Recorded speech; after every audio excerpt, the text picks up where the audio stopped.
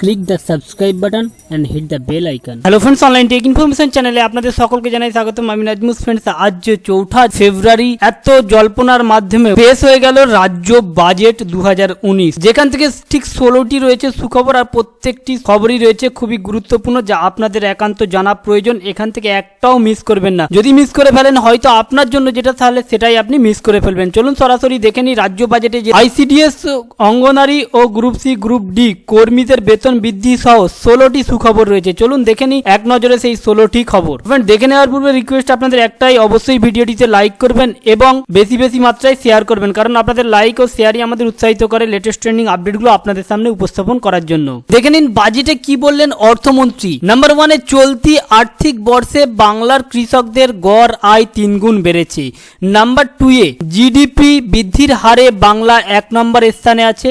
Number 3-এ রয়েছে পরিকল্পনা খাতে 3,45,000 কোটি টাকা ব্যয় হয়েছে।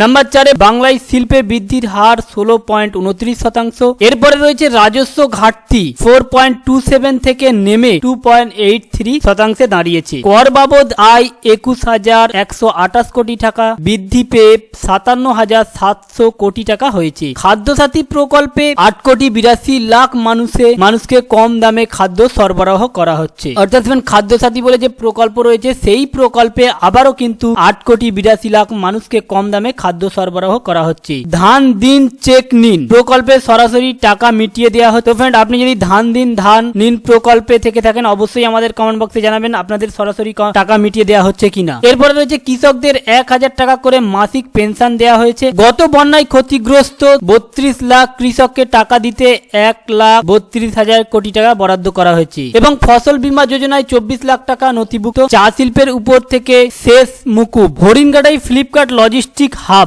1,000 কোটি টাকা লগ্নি হবে, 10,000 কর্মসংস্থান হবে। 50,000 বেকার যুবককে 1 লক্ষ টাকা করে আর্থিক সাহায্য। অঙ্গনারী কর্মী আশা কর্মীদের 500 টাকা করে আবার বেতন বৃদ্ধি। নতুন স্কিমে 1100 কোটি টাকা বকেয়া কর আদায়। তো ফ্রেন্ড, এই ছিল আজকের বাজেট পেশের মূল টপিক, বাজেট পেশের মূল হিসাব নিকাশ। আমাদের উদ্দেশ্য ছিল শুধুমাত্র আপডেটটা আপনাদের মাঝে পৌঁছে দেওয়া, যাতে আপনাদের জানতে বা বুঝতে সুবিধা হয়ে থাকে। চ্যানেলে যদি নতুন হয়ে থাকেন, অবশ্যই সাবস্ক্রাইব করবেন এবং ভিডিওটি বেশি বেশি পরিমাণ শেয়ার করবেন। Thank you friend, thank you for watching.